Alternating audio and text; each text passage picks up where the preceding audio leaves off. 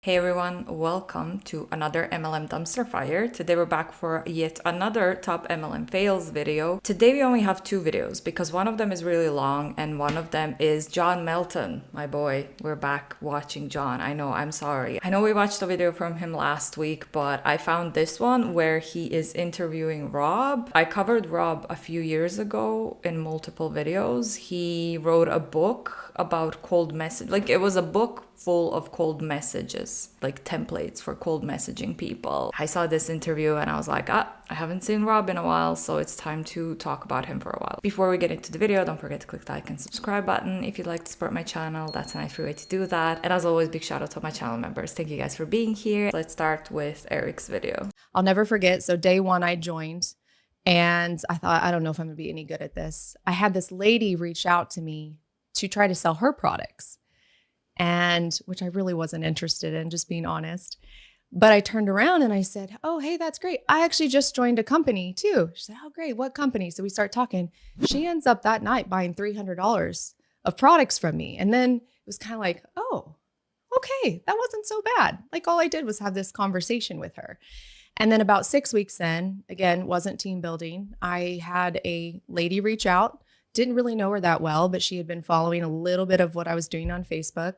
And she said, hey, is there an opportunity to join? And I was like, yes, there is.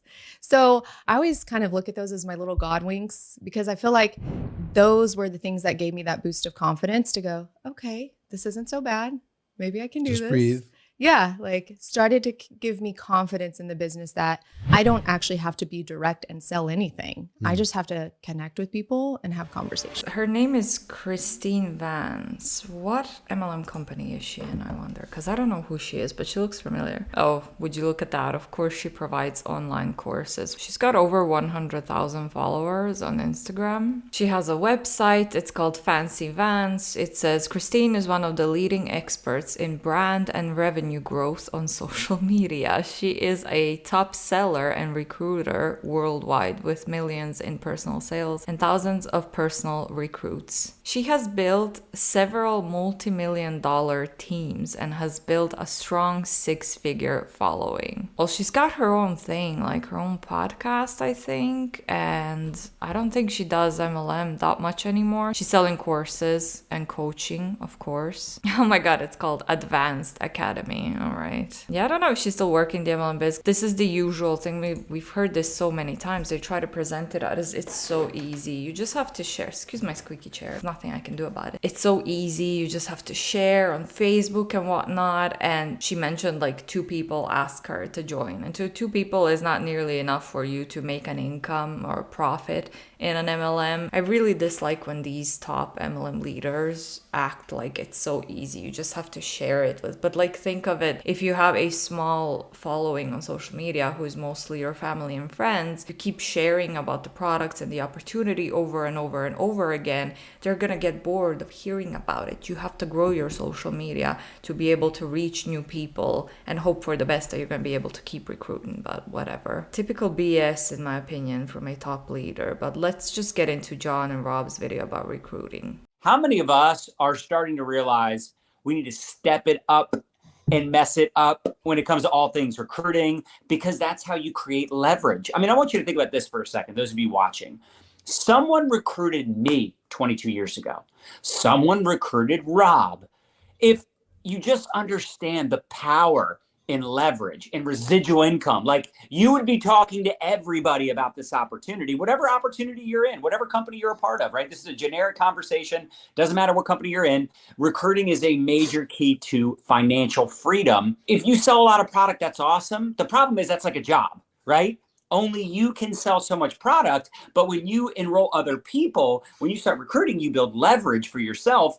And the truth is, in the early years, I really sucked at this, and I'm sure Rob will share his story as well, but it's worth getting good at. You just have to embrace the suck, embrace the fact that you're probably going to mess it up. You're probably going to have some awkward conversations. You're probably not going to have a lot of people saying yes in the early years, but you can make up in numbers what you lack in skill. So I'm excited to have this conversation, and Rob is one of the best when it comes to simplification, right? Simplifying the recruiting process. And he was a #1 recruiter in his company before he retired and became a network marketing coach, consultant, speaker. I mean, he's always like traveling the world, speaking all over the place. Rob, what's up? If you could start off just sharing, a little bit about you and your background, what makes you an expert when it comes to all things recruiting? Recruiting was... They're kind of telling on themselves, because I thought being in an MLM is a sales job, right? And you can earn money. You don't have to build a team if you don't want to. But we constantly keep watching these videos of top MLM leaders and coaches talking about recruitment. Because we all know, right, in the anti-MLM community and the top leaders know that the more you recruit, the more benefits you get, the more money you get, because your team is working for you. We've seen this from the leaked documents a few years ago from Monat as well, that the majority of top reps in Monat, the majority of their income was from their downline and not from selling the products. So I love how they're always saying like, oh, you don't have to recruit. It's a sales job. You just have to sell. But then the majority of trainings that we watch are about recruitment and not about the product or selling. The scariest thing for me by far. The mother of all fears is the fear of judgment. You remove the fear of judgment, you no longer have the fear of success, the fear of failure, the fear of missing out, the fear of rejection. And so once you have that awareness, it helps you to at least understand the root cause of your fears. And it's ironic because it's all about perspective, because when you think about one day when you're on your deathbed, it's going to be laughable to think you were scared to get rejected. Right. You were scared to be misjudged.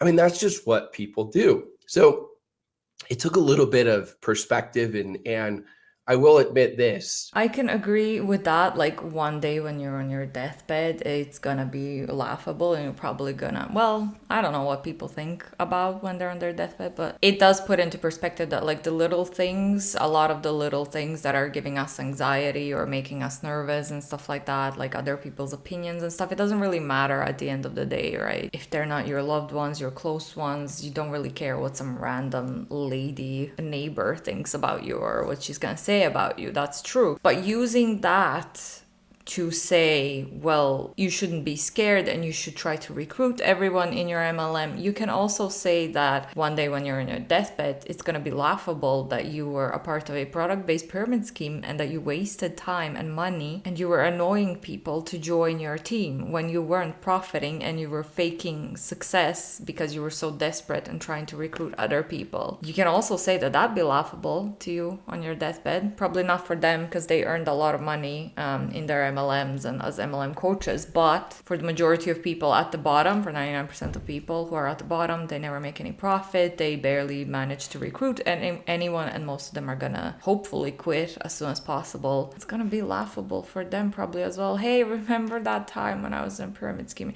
In my opinion, that's just my opinion. John's a little bit different in the sense of how great he is, and he didn't start that way, but I actually never overcame that fear. I always had it, but I was still willing to do it because I knew the results and I knew what I could gain from it. And so for me, starting out as like the massive soft-spoken introvert with all these limiting beliefs. I mean, I ran a tennis club and they had to call me in several times because they're like, Rob, you're great at teaching lessons, but you're so bad at selling tennis memberships. And actually, that's not as nice as they said it. And I felt all this pressure. So I had all these limiting beliefs. But when I started out, I realized that I could become a pro at selling this one thing. And that was taking a look. And so how I became, and I became the #1 recruiter out of 1 million distributors, built my business in 40 countries. I mean, this company was a multi-billion-dollar company. Did he say he had 1 million distributors? Did he recruit 1 million people? Really? So there was a lot of competition, and my goal wasn't to become the #1. I was just in survival mode, trying to make front end checks with bonuses and stuff because the residual income wasn't there yet. And so I didn't even realize I was that until the end of the year. I just had my head down and was making it happen. And this is prior to social media. So everything. Wait, I have to go back on that one. Did he say he recruited 1 million distributors? That's crazy. Definitely said, I have 1 million distributors. He recruited 1 million distributors. Well, not he himself, but I guess his downline had 1 million people. I don't even know what MLM Rob was in before he retired and became a network marketing coach. If you know, please let me know down below. Everything was just old school, right? Everything. And there's still old school greatness that we can do, but that's all it was. And so when he asked the question, like, what makes you qualified? You want to know the real answer? My massive failures that I had. Because no one has massive success without massive failures. Like if there's a recipe, let's say you got your favorite recipe for eating cookies, and there's one ingredient that's the most important ingredient, that's an absolute must and necessary, that's called massive failure. That helped me. I thought you were going to say chocolate. You know, chocolate chips, sugar, right? That is the chocolate chip or sugar, right? That's like both of them combined as you're doing it. And that just gave me perspective though, as I went, is like, okay, this was part of the process. So how can I fail forward faster? How can I have those massive failures, but also learn from them so I can be deliberate in what I'm doing? And so it took the pressure off me, because I didn't become a pro and like, I'm trying to close my friends and family right now, and all of a sudden I'm going to be part of the NFL, the No Friends Lex, the No Friends League, right? Now I was so scared of that, but I said, no, I'm going to be a hardcore salesperson on getting them to look. I'm going to create crazy urgency and passion for them to look. And of course I followed up. He's wording this in such a weird, misleading way, in my opinion. My understanding, the way he's saying, I'm going to become great at selling, taking a look, instead of saying I'm gonna be great at recruiting these people. He's saying I'm gonna sell them, take a look please, and then they're gonna join. It's an interesting wording that I've never heard before. It's a little bit different because they're not saying directly like I'm gonna become a master recruiter and I'm gonna recruit everyone. Up after that, you have to, the fortunes and the follow-ups, but at the same time, for some, they're going to say yes. Some they're going to say no. Some it's not the right time. Some it's never going to be the right time. But that's what I'm going to become a master at. And that's what I became great at, is at least getting that process started. And then, of course, I improved the follow-ups. I improved handling objections, you know, all of that stuff, and the close and all of it. But I think the tip right there is the most important, because you and I both know, I mean, how many people did we talk to? I worked so hard this week. Oh, what'd you do? I listened to 72 podcasts. Oh, wow. I read 6 books. You're just like, mind blown. Man, you must be exhausted. Yeah, it's like, what else did you do? Oh, you know, the trainings in the Facebook group? I watched them all 3 times. Oh, how many new invites did you make? Not there yet, but I'm getting prepared. I'm making the plan for the plan of the plan of the plan of the plan. So wait, how many hours did you work? They're being a little bit condescending. Like, how are people supposed to know what they're supposed to do? We watched the video from John last week where he was talking on and on about personal development and how you have to do something every single day towards your personal development. But now when people say that they're doing personal development, it's not enough. I mean, I get it. Like, you have to do personal development and work your business in a way that you have to invite people, spam people, cold message people. But you know what I mean? Like, whatever you do, I feel like they're always gonna be like, well, but that's not enough. Why did you do this and that? And that whole attitude around that, like kind of making fun of those people, I don't like that at all. If I'm that person who is avoiding inviting and is trying to work really hard for personal development because they keep talking about personal development and how important it is, I would not like hearing this tone here. You could have said that in a nicer way. I'm just saying, that's my opinion. 70 hours. And our association to trading time for money from the job world is, we think we're demanding from the world that we deserve success because we make sacrifices. There's no PV and TV. I watch no TV. You're like, well, that's cute. Like, that's good, but how many new invites did you make? And so my mentor has made over $30 million in the industry. He's a ghost. He changes his phone number. He's not even on social media. So it's great. He's like one of those legends nobody even knows about. Right. He said that working in this business is talking to brand new people. He just simplified the whole thing. He said, if you're not talking to brand new people, you aren't working this business, whether it's your people's people or your people, because the systems are great and it's not that hard to tag someone or. But imagine how exhausting it is to keep finding new people. Like, okay, it's easier with social media nowadays, but even on social media and in real life, that's a lot of messages. That's a lot of new people that you have to talk to, message. You have to remember all the conversations. Like, let's remember that these people who are in MLMs usually have full-time jobs or part-time jobs. They either have kids and families. They have other responsibilities. And then alongside of that, they have to keep talking to new people over and over again. Every single day, you have to find a few new people to talk to. And it's exhausting, especially if you're an introvert or if you have social anxiety or anything like that. It's so exhausting. Just the thought of it makes me feel overwhelmed. Voice message someone or plug somebody in, right? We feel warm and fuzzy because we're being the super supportive upline, right? And you should be that. But it's not that hard, right? Be the example. That's the best way you can help them is Ralph Waldo Emerson says, is what you do speaks so loudly, I cannot hear what you say. So be the example. Don't just say it, be it. I love that. You know, it's amazing too, because once you get the hang of recruiting, it becomes so fun. You know, people are like, wow, you're still recruiting. You're still out there, you know, popping the question and ATMing people and doing all I'm like, yeah, well, first of all, what else am I going to do all day? Like, yeah. You know, what about your team? Oh, if you can't think of other stuff to do all day, I feel bad for you, John. But also, let's not pretend. Come on. Unless you're really, really extroverted, I guess. I mean, as an introvert with social anxiety, just a little bit of social anxiety, can't imagine that recruiting would ever become fun for me. Even if I was successful and good at it, it would still drain my battery super quick because you're still talking to new people every single day and it's still exhausting. Like, yeah, we have something called a system. Right? We have something called duplication. I know it's like a mystical thing, but that's the key to success is, you know, you create systems and you create tools so that people have something in place, whether you're doing the ATM system or something else, but you have tools and systems in place so that when you bring people on board, it doesn't mean you're not like you said, you're giving them the coaching, the mentorship, the support, but that's not a full-time commitment. I'm not working 40 hours a week just coaching people, right?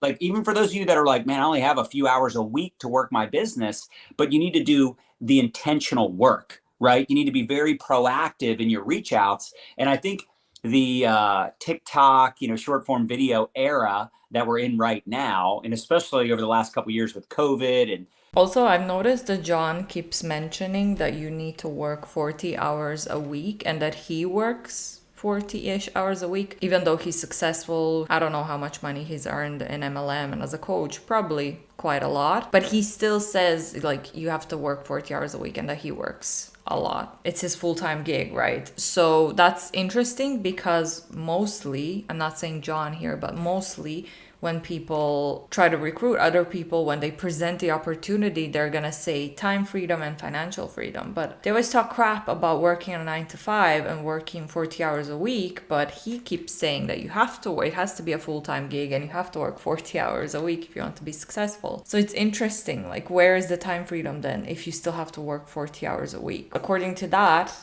there's no time freedom. You know, all the things that have been going on, like people got a little lazy, right? They just like, they could do videos or posts and have people in their inbox asking for information, which is exciting. I love attraction marketing. I love creating curiosity, but you also can't sit back twiddling your thumbs, waiting for people to ask you what you do. And a lot of us are also just having product conversations and not even asking people if they're open to taking a look at what we do and how we earn income. And most people would probably admit that they could use an extra $500 to $1,000 a month. So how can we help people get over that insecurity and that fear and then create that consistency and popping the question on a daily basis? So I'd love to hear your thoughts on that, Rob, because I know, like you said, that insecurity, that fear of rejection is probably the biggest reason people don't take action and do the reach outs and ask the question. So number one is deliberate. We got to be deliberate with our time, deliberate with our actions. Everyone hears the Andres Erickson study, 10,000 hours to become great, but they miss the key word. He says deliberate practice. I mean, I ran a tennis club for years, taught tennis, and there were people that played tennis for 20 years, never got any better because they weren't deliberate. So just being around isn't enough. Not quitting is a good step that should be celebrated, but it's not good enough. It's like you want to climb the Mount Everest of success for network marketing. If you go camp at base and say, I'm never quitting, like what, like that's nice, but that's tough love. It's good. It gives you a shot, but it's not good enough. It's a step in the right direction, but it's not good enough. So first thing is be deliberate with your time. Like if it's that important for you recruiting, I want to see you being deliberate with your time when you're working a business where the majority of people are not profiting. It doesn't matter if you're deliberate. It doesn't matter how much you invite, how much personal development you do on a daily basis. None of that matters unless you got early or you have a big following on social media. I keep repeating that, but it's true. You are not going to be successful. None of this matters if you're in an MLM. Calendar, because your calendar is your new boss. You don't feel like you have a boss because you're a form of an entrepreneur. Your calendar is your boss. So I want to see your calendar. Like, is that important to you? Or are you going to be You're not an entrepreneur. You're an independent contractor for the MLM, but also you have these two guys and all the other top MLM leaders who are acting as your bosses. You can get terminated by the company as well. You're not your own boss. You're not an entrepreneur. Firefighter and architect. Firefighters react to everything. Architects design what it is they want. Now, of course, things happen. Maybe you got the man cold like me, right? Or a kid's sick or something. So if you have to move that recruiting time, you have to instantly reschedule. So if it's like supposed to be Friday at 1 p.m. and you're like, it's not going to happen, great. Instantly reschedule when that's going to be. And maybe it's Saturday. And maybe you're like, I'm not sure I'm going to feel better by Saturday. Great, it's Monday. But you instantly reschedule. So number one is be deliberate. Number two is attention. So attention is the number one currency of marketing. Who are some people dead that you look up to the most? I don't know, John, who are some, for me, like I think Jesus Christ, Martin Luther King, Gandhi, I don't know, who are some for you that are dead? I like that. Famous, okay? And those are like common, right? Like simple ones. Can you imagine if they wouldn't have gotten any attention? They wouldn't have had the same impact, influence. It wouldn't have changed the world if they wouldn't have had that attention.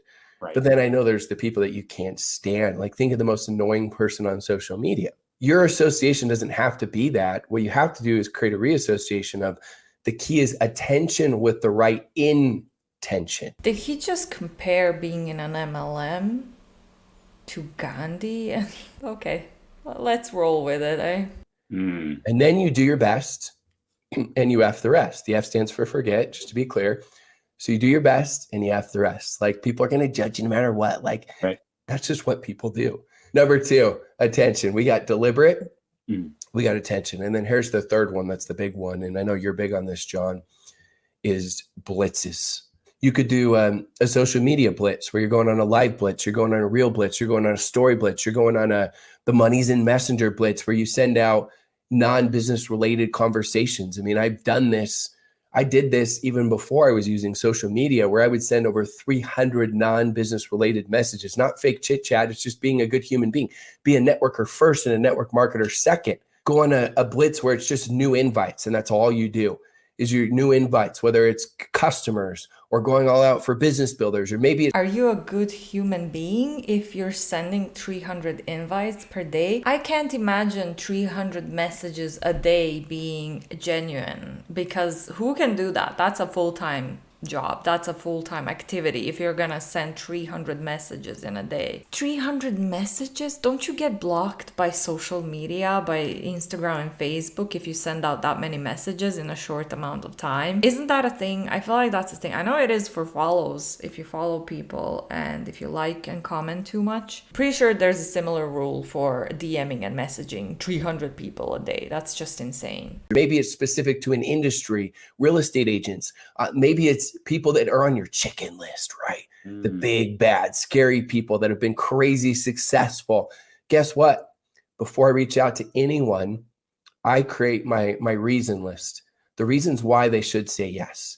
Because I used to give myself inside my brain why they'd say no. Oh, So not only do you have to reach out to 300 people, you have to create a list before why those people have to join. What's their why? That's 2 days of work now. We're growing to 2 full days of work. Sally, she's just way too broke. She'd never be interested. Oh, Johnny, he has too much money. He's not going to be interested because he makes so much money. Oh, We got Sam there. Sam has no time because they're lazy, pieces of awesome human beings. But from a business standpoint, like not, let's reach out to, good old Bobby, but Bobby, is too busy. So it's like too much time, not enough time, too rich, not enough. So I started doing the opposite.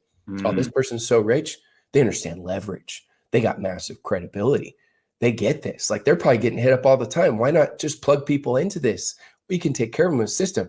So I created my reasons why they should say yes before I would have these reach outs. And this would give me a little bit of confidence so that mentally I was going in with a little different passion. I think that all successful people have different versions of blitzes, but for all of you, I would challenge you to have weekly blitzes. Now, that could just be your version of power hour. It doesn't have to be an hour. It could be 30 minutes, could be 45 minutes, could be an hour. It could be once a week for an hour. It could be 3 times a week for 30 minutes where you make new invites. But I think I would start there. Then I would do is I would have a monthly one as well, where you go all out nuts for 3 days. Now, some of you are like, Rob, I work. Like, you don't understand. Whatever all out means to you, like the most you can do, where you hyper focus. And then you're deciding whether it's new invites, which is the most important one. Maybe you have versions of other stuff. I gave you ideas. And so I would do one that's monthly. And then on top of that, what I would do is I would have even a bigger one that's quarterly. So we have weekly, monthly, quarterly. I'm telling you, if you do that, you will absolutely crush it. So stop fake working. It's tough love because I've done it. John's done it. We've all done it. We're just trying to help you. And start the real work. Working this business is talking to brand new people. Now they're calling personal development fake working, but they keep saying that personal development is so important and you can't go a day without doing something towards your personal development, but now it's fake working. So talk about being confusing. Like if you're new to this business, if you're joined and you don't know what you're doing, all of this is so contradictory and it's so confusing. It's also useless in my opinion, because like I said, it doesn't matter what you do, how much you do it, how much you try, you're not gonna make any profit because the MLM business model is the problem. So you guys let me know down below what you thought about this. I'm gonna wrap that one up here. Thank you for watching as always. And don't forget to click the like and subscribe button if you would like to support my channel. That's a nice free way to do that. Big shout out to all my channel members. I'll see you all in the next one. Bye.